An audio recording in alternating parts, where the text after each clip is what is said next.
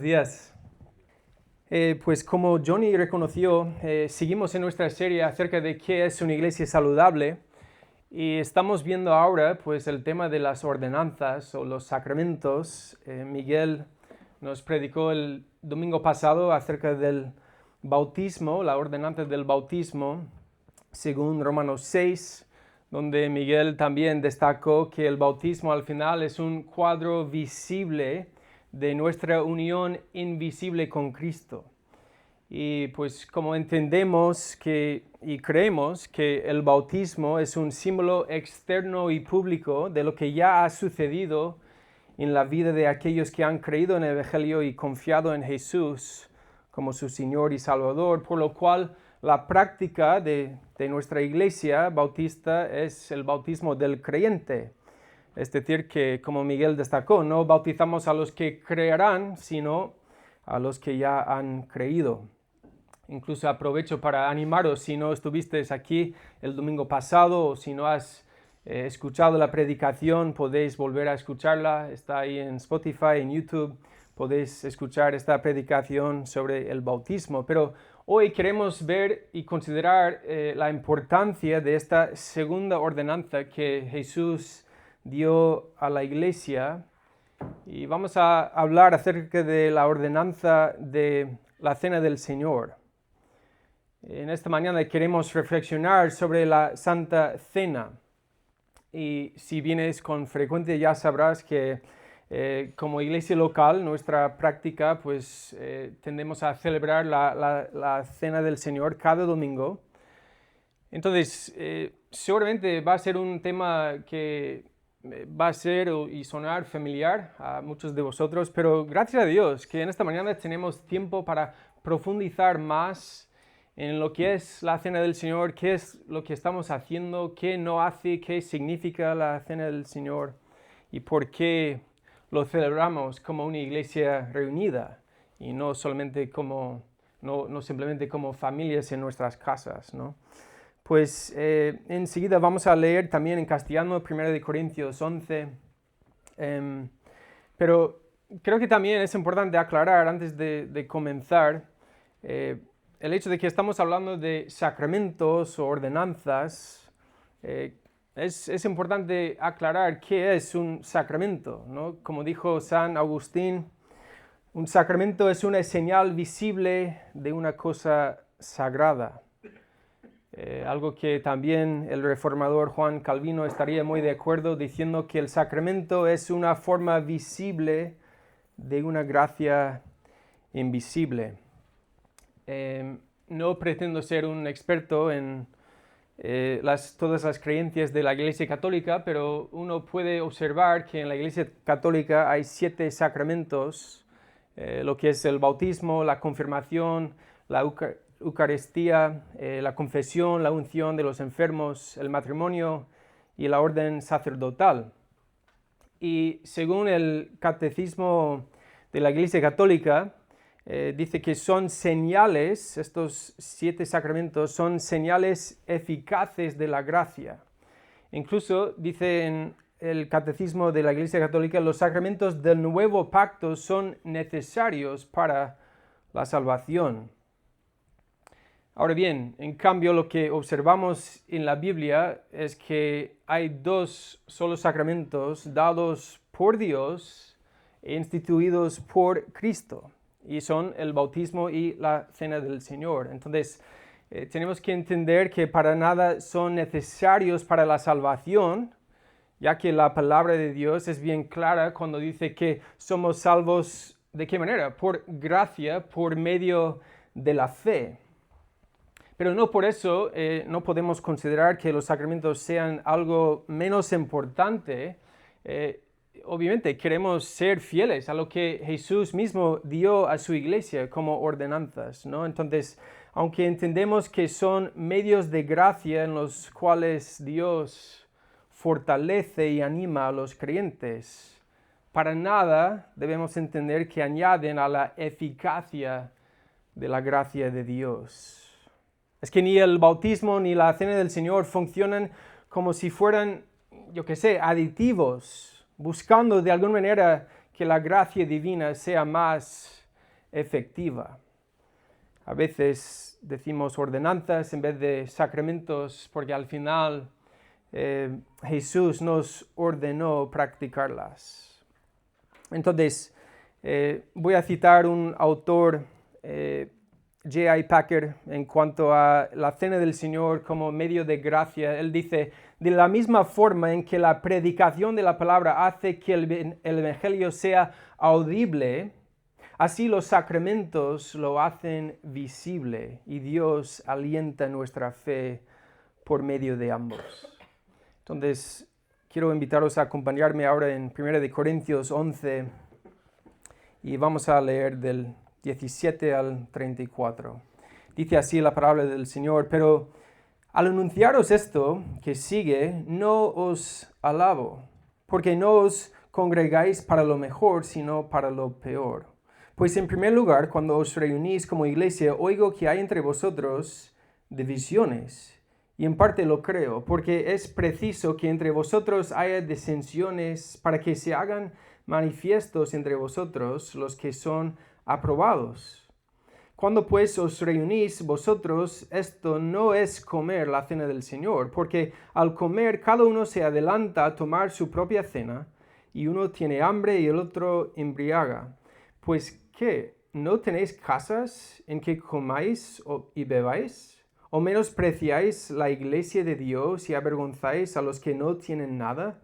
¿Qué os diré? ¿Os alabaré? En esto no os alabo. Porque yo recibí del Señor lo que también os he enseñado, que el Señor Jesús, la noche que fue entregado, tomó pan, y habiendo dado gracias, lo partió y dijo, tomad, comed, esto es mi cuerpo, que por vosotros es partido. Haced esto en memoria de mí. Asimismo tomó también la copa después de haber cenado, diciendo, esta copa es el nuevo pacto en mi sangre. Haced esto todas las veces que la bebiereis en memoria de mí. Así pues, todas las veces que comiereis este pan y bebiereis esta copa, la muerte del Señor anunciáis hasta que Él venga. De manera que cualquiera que comiere este pan o bebiere esta copa del Señor indignamente, será culpable del cuerpo y de la sangre del Señor.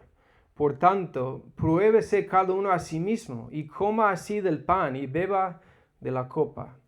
Porque el que come y bebe indignamente, sin discernir el cuerpo del Señor, juicio come y bebe para sí. Por lo cual hay muchos enfermos y debilitados entre vosotros, y muchos duermen.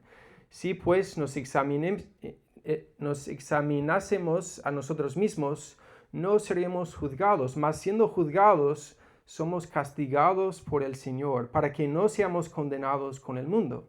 Así que, hermanos míos, cuando os reunís a comer, esperaos unos a otros. Si alguno tuviere hambre, coma en su casa, para que no os reunáis para juicio. Las demás cosas las pondré en orden cuando yo fuere. Vamos a orar.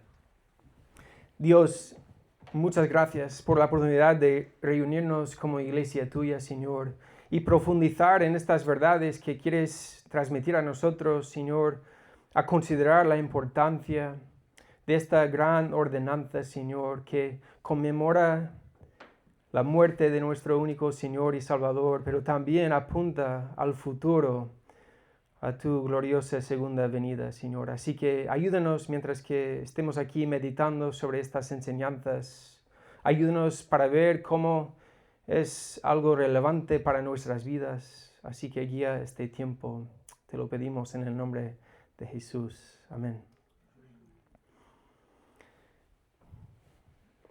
Muy bien.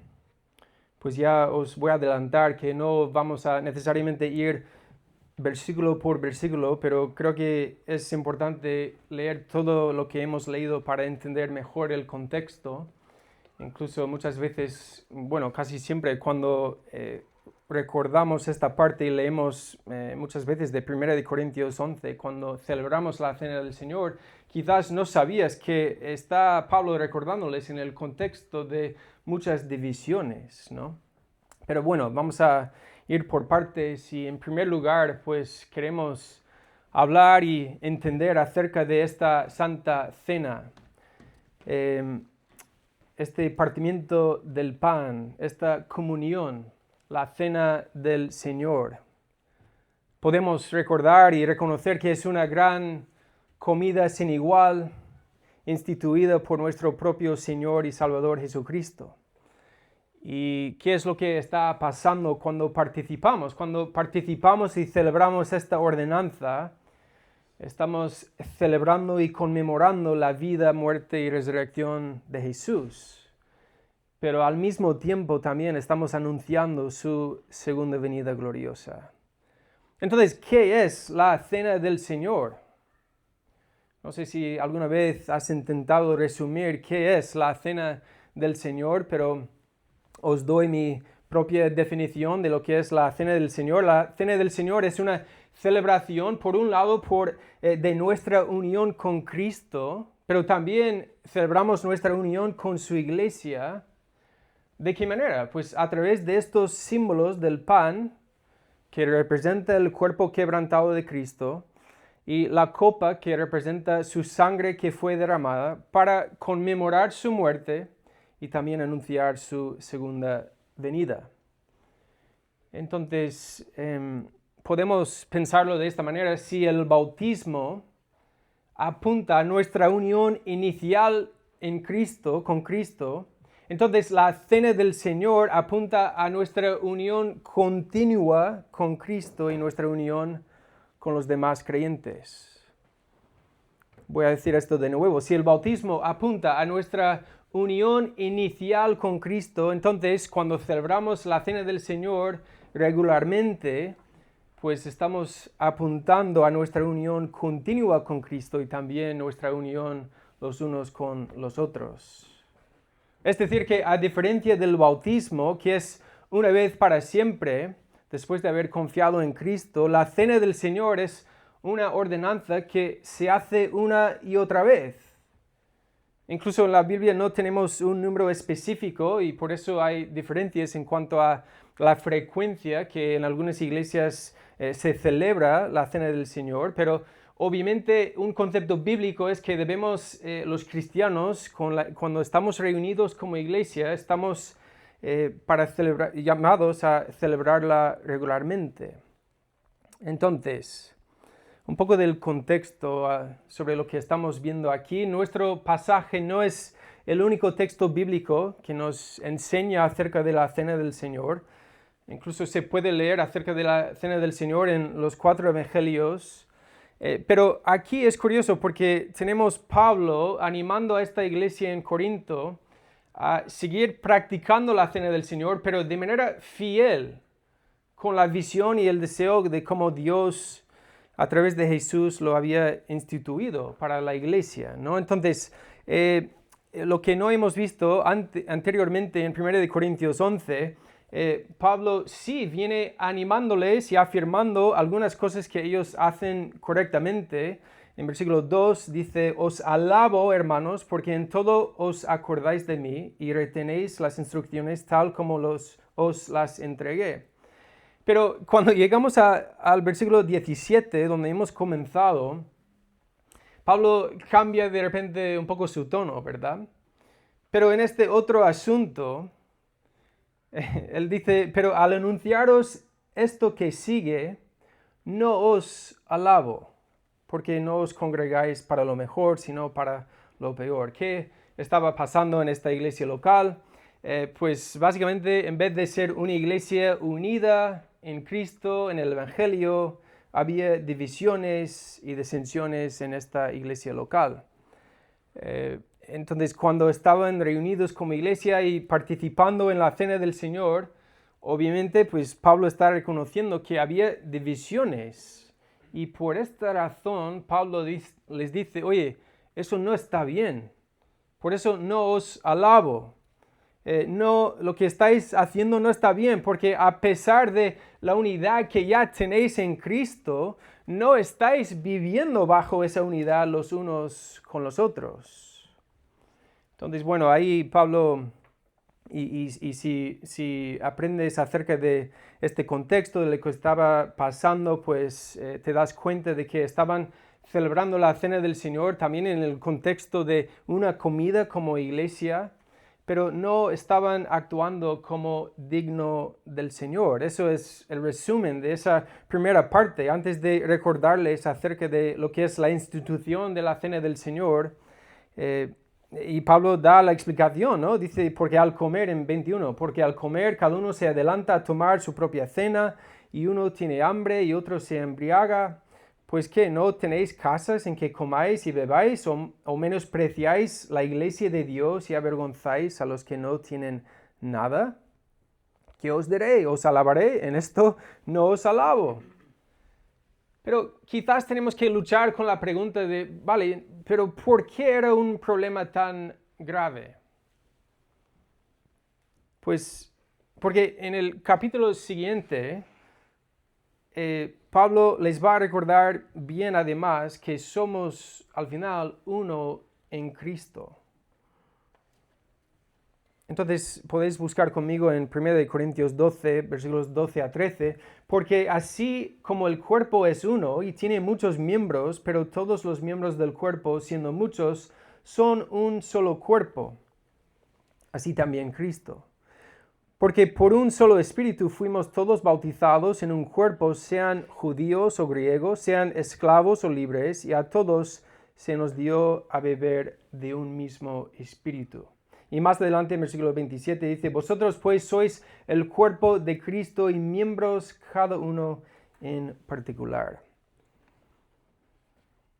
Entonces, ¿por qué era un problema tan grande estar divididos incluso a la hora de profesar la unidad que supuestamente tenían en Cristo?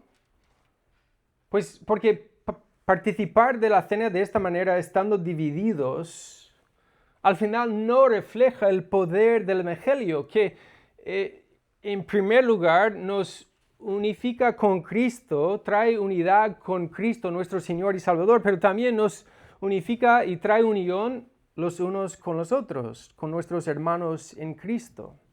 Entonces, el hecho de ser uno en Cristo nos hace recordar que nuestra salvación y nuestra unión con Cristo, ¿de qué no se trata? No se trata obviamente de nuestro propio mérito, no se basa en nuestro éxito. Entonces, si cuando nos reunimos empezamos a dividirnos sobre, pues, yo vengo de tal lugar, o yo tengo tales estudios, o yo tengo mira el éxito que tengo yo, mis logros, y mira qué poco tienes tú, pues al final era un ambiente que no afirmaba la unidad del Evangelio. Y al final estaban minimizando el poder de Cristo.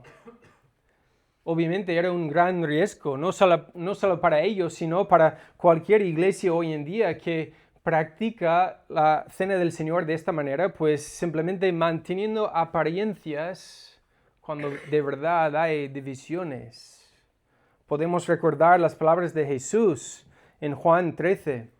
34 al 35, un mandamiento nuevo os doy, que os améis unos a otros, como yo os he amado, que también os améis unos a otros.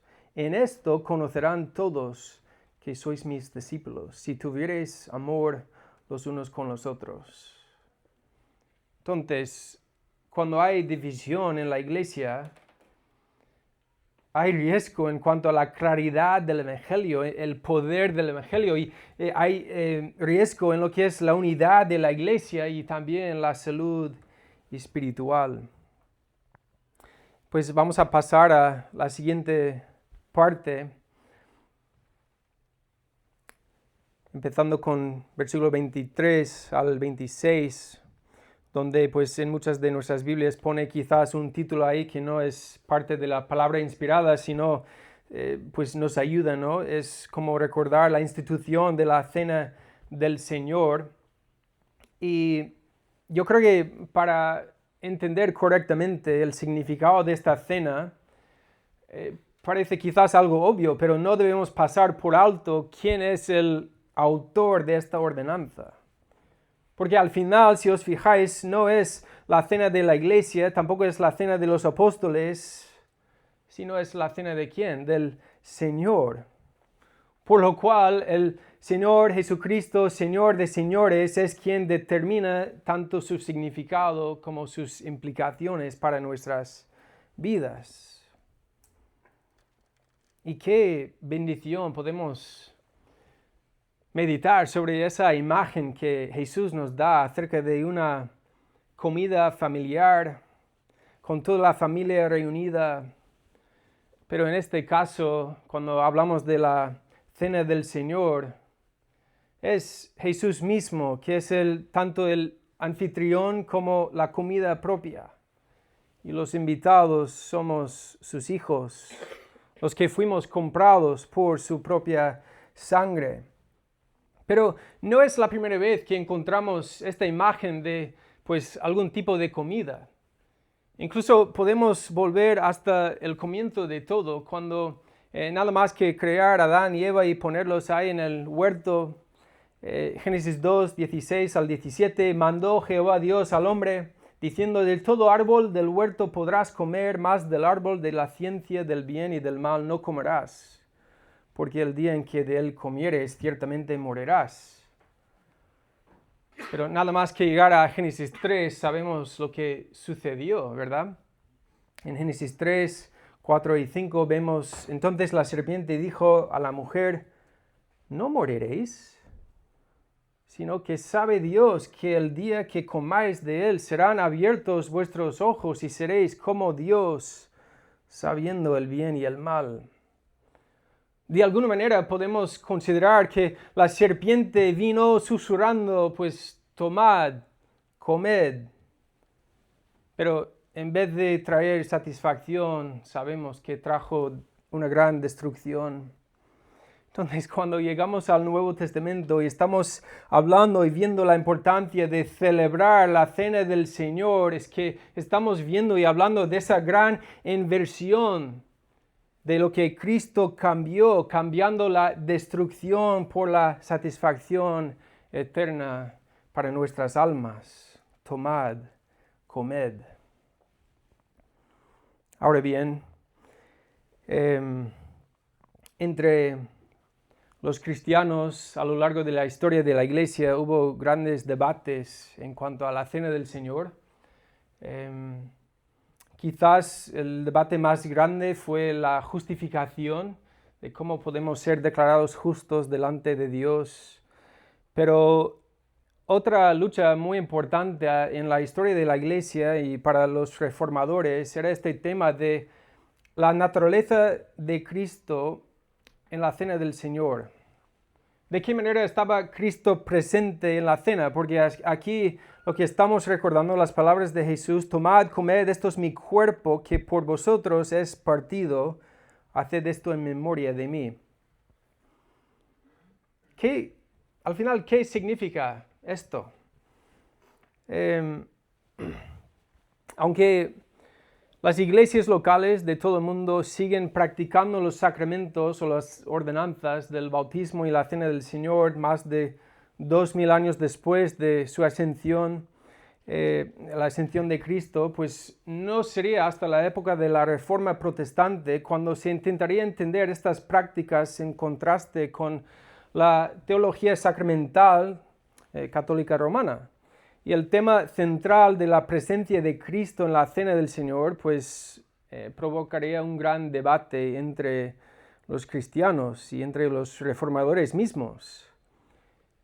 Cuando Cristo dice: tomad, comed, esto es mi cuerpo, ¿de qué manera debemos entender esto? ¿De manera literal?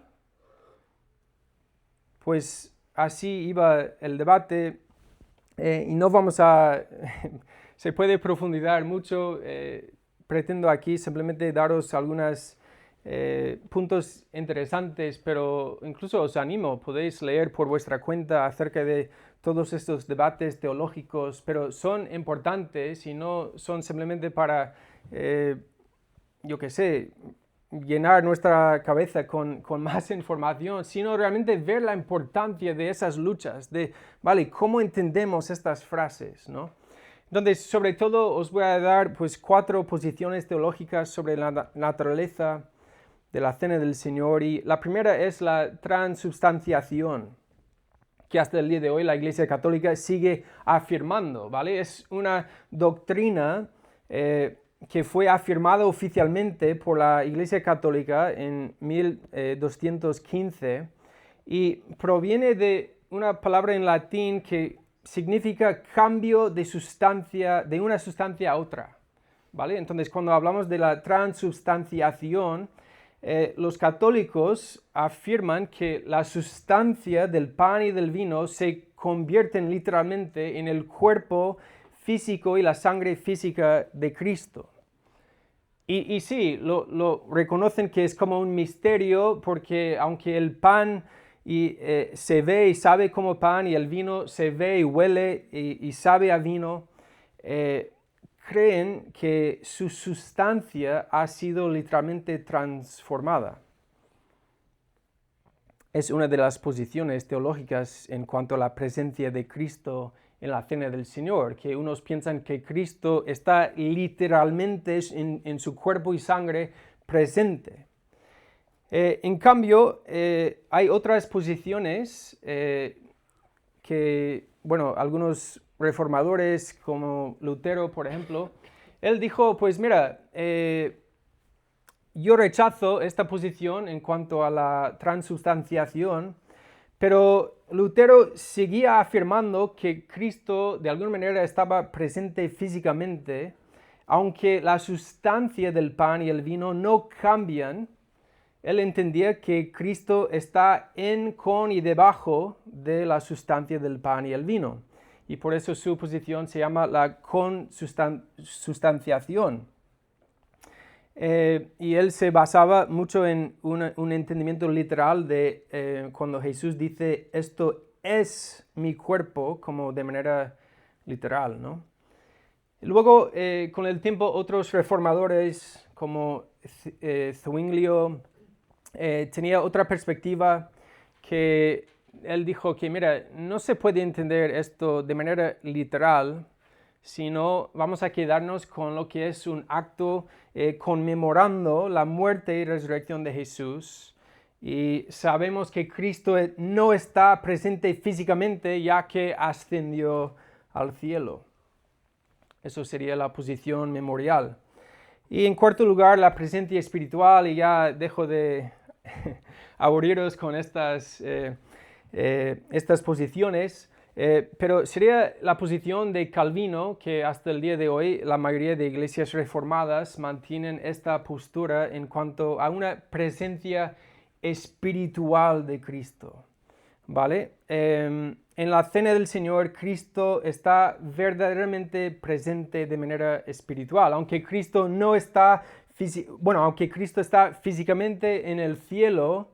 Por medio del Espíritu, el cielo viene a nosotros de alguna manera. Y pues podemos considerar esta comunión espiritual incluso un capítulo antes, en 1 Corintios 10, 16, nos habla acerca de la copa de bendición que bendecimos. ¿No es la comunión de la sangre de Cristo? ¿El pan que partimos no es la comunión del cuerpo de Cristo? La palabra aquí que repite Pablo, comunión, koinonia, nos habla acerca de una comunión espiritual, por lo cual podemos deducir que tenemos una comunión espiritual tanto con Cristo como todos los que pertenecen a la familia de Dios. Entonces es en base a esta postura de la presencia espiritual de Cristo que Kevin DeYoung dice, al celebrar la cena del Señor no es un mero recordatorio de la obra de Cristo en su muerte, aunque sí. El Espíritu también nos eleva al cielo para disfrutar de la comunión con el Cristo vivo en la gloria. Entonces, quizás dices, venga, pero ¿qué más da todas estas posiciones teológicas? Pero la forma en que se entiende la presencia de Cristo en la cena del Señor no es menos importante para los cristianos, para nosotros y las iglesias hoy en día. Porque ¿qué? Luego, lo que uno cree acerca de la cena del Señor tiene implicaciones teológicas muy grandes.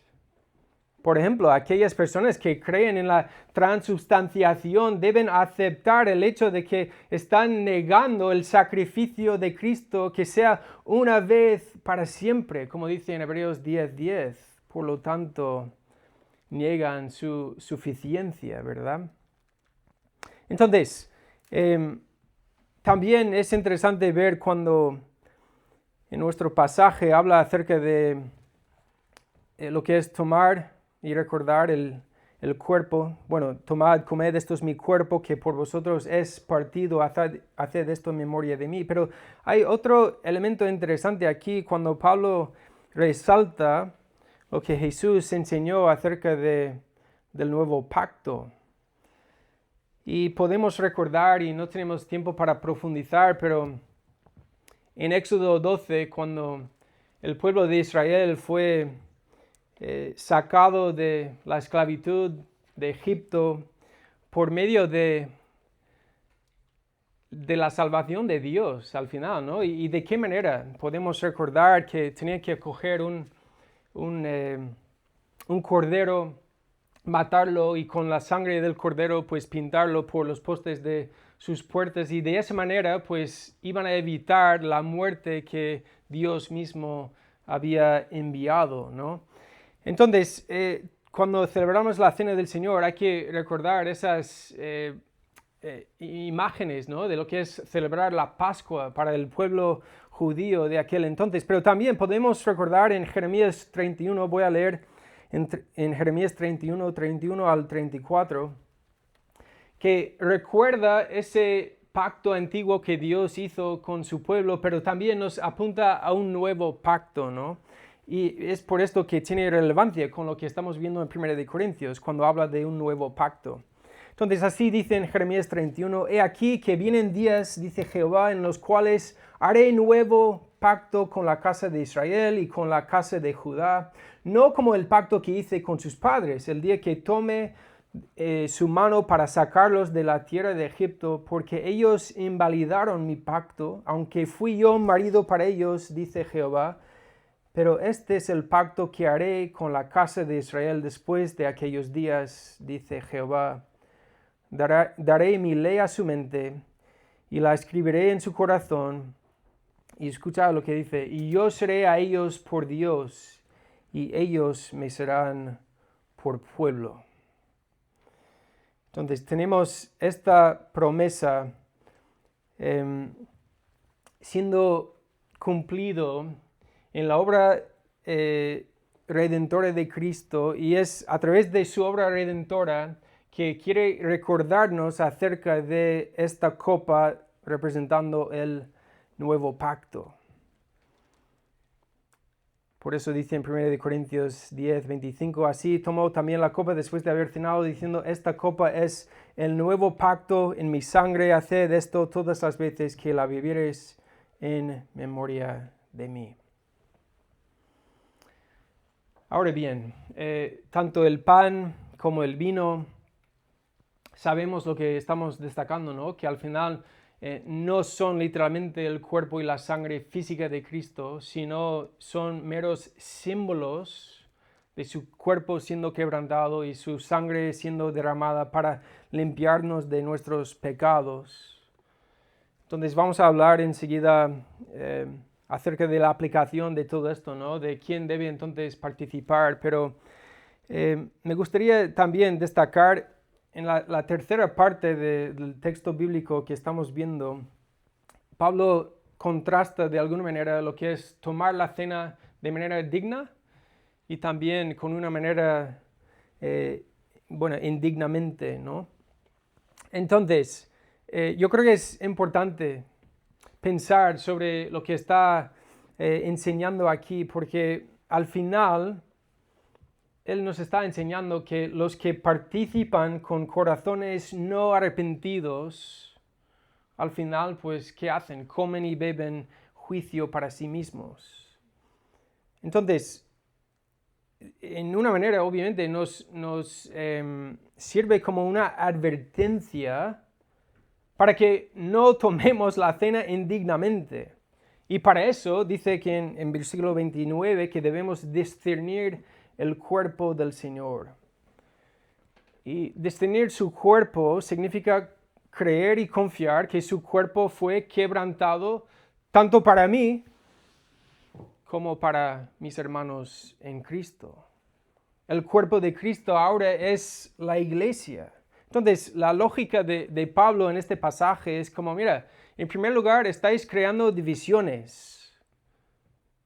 Eso no hagáis, sino discernid el cuerpo de Cristo. Es que habían estado virtiendo la unidad de la iglesia, tomando la cena indignamente, por lo cual era un ataque contra la unidad de la iglesia. Por eso debemos reconocer que, como ya hemos dicho, la unidad de la iglesia está en juego cuando celebramos la cena del Señor. Entonces, ¿cómo podemos evitar tal juicio y condenación? ¿Cuál es la enseñanza para nosotros para evitar y no caer en lo mismo que hacían ellos? Pues en primer lugar, recordando el glorioso Evangelio, que Cristo murió y resucitó para pecadores como tú y yo. Que su muerte, la muerte de Cristo, es la expiación del pecado, un sacrificio que es suficiente y eficaz. Y todos aquellos que se arrepientan y en Él confían son adoptados y invitados a participar. Entonces, en primer lugar, recordemos el Evangelio, ¿verdad? Que el Evangelio es para nosotros. El Evangelio es para mí. Pero también el Evangelio es para ti. El Evangelio es para nuestros hermanos. Y es precisamente por lo que hizo Cristo que podemos estar unidos en base no a lo que hemos hecho nosotros, sino en base a lo que Cristo hizo. Una unidad que fue comprada por Cristo para nosotros. Entonces, para ir resumiendo y aplicando todo esto, ¿qué tiene entonces de especial la cena del Señor?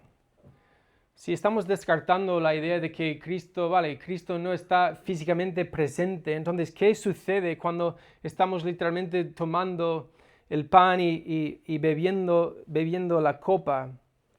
Pues estamos anunciando el glorioso Evangelio, recordando que fue suficiente su sacrificio, pero también nos apunta ¿a dónde? Al futuro, porque Pablo dice aquí en 26, la muerte del Señor anunciáis hasta que Él venga. Hasta que Él venga. Entonces, es una forma visible de proclamar el Evangelio de Jesucristo una vez más a nosotros mismos, pero también a los que nos observan. Entonces, ¿qué es lo que la cena hace? Es al final una representación y una afirmación. Dice en el Catecismo de la Nueva Ciudad, al celebrar la cena del Señor, estamos recordando y celebrando, dice, la preciosa promesa de que Dios, a través de Jesucristo, será nuestro Dios y nosotros seremos su pueblo. ¿Suena familiar con lo que hemos leído en Jeremías 31 acerca de ese nuevo pacto que estableció Cristo? Entonces, al final es una muestra visible de la unidad de la iglesia, de la comunión que tenemos en primer lugar con Dios, pero también con su pueblo.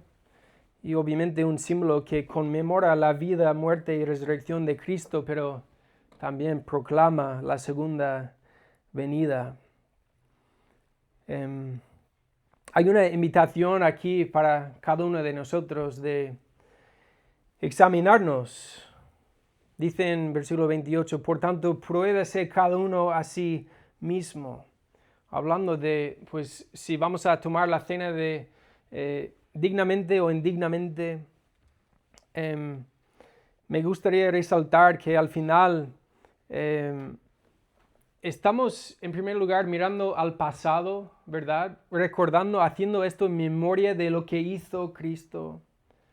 Pero no solamente miramos al pasado, también miramos hacia adentro en nuestros corazones para evaluar si estamos de acuerdo, si hemos confiado en lo que hizo Cristo en el pasado. Entonces, en este sentido también es una invitación de mirar hacia arriba al cielo y ver la unión gloriosa que tenemos con nuestro Dios Creador por medio de la fe en Cristo.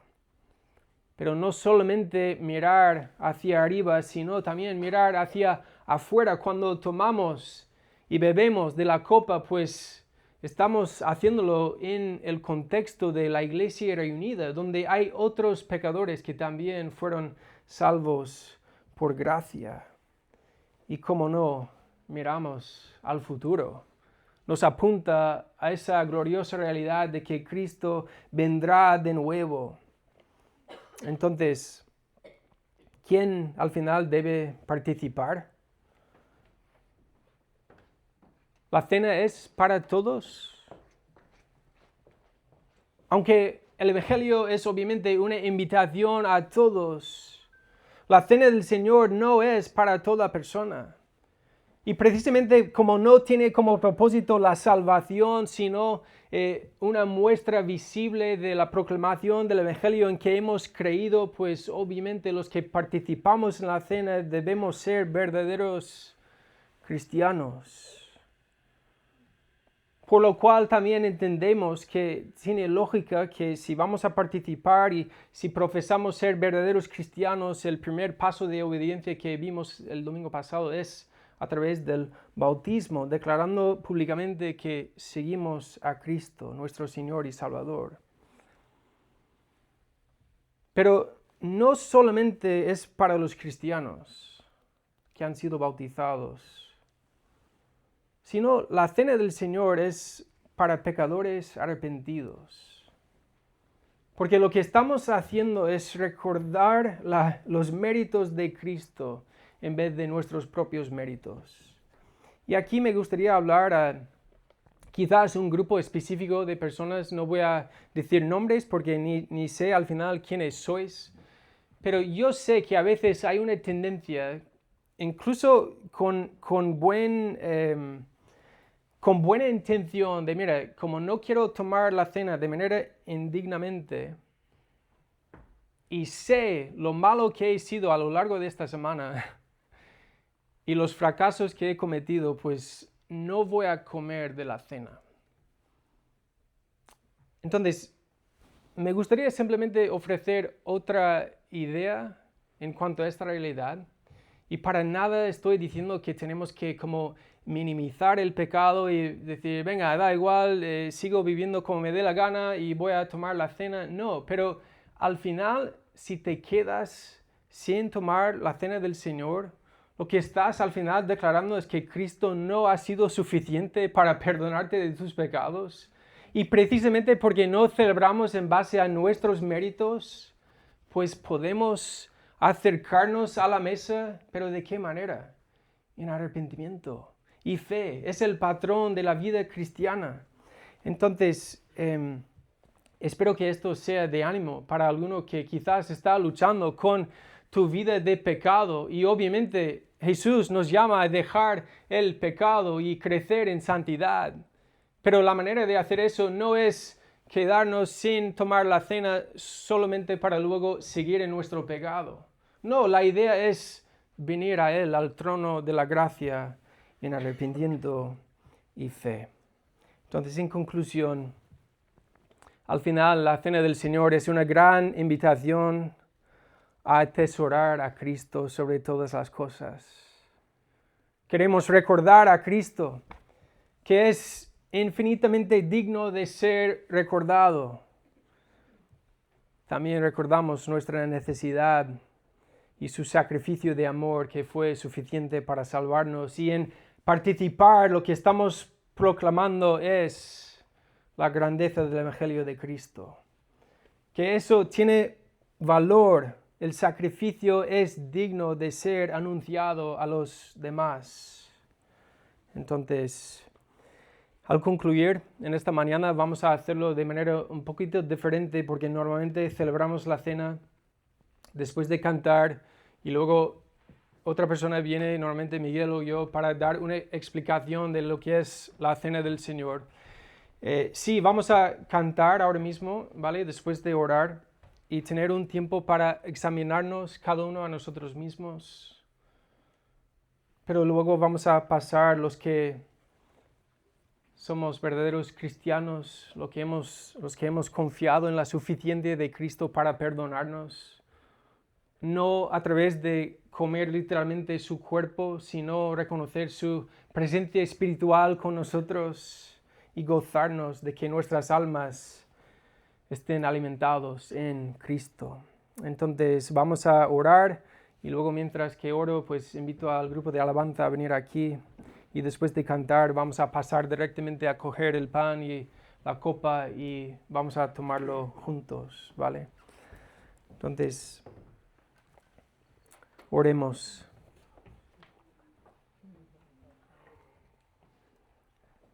Y voy a citar una oración que no es mía, pero creo que es una oración muy apropiada por este tema. Dice: Conquistador de la muerte, celebramos tu obra consumada cuando participamos de la cena del Señor.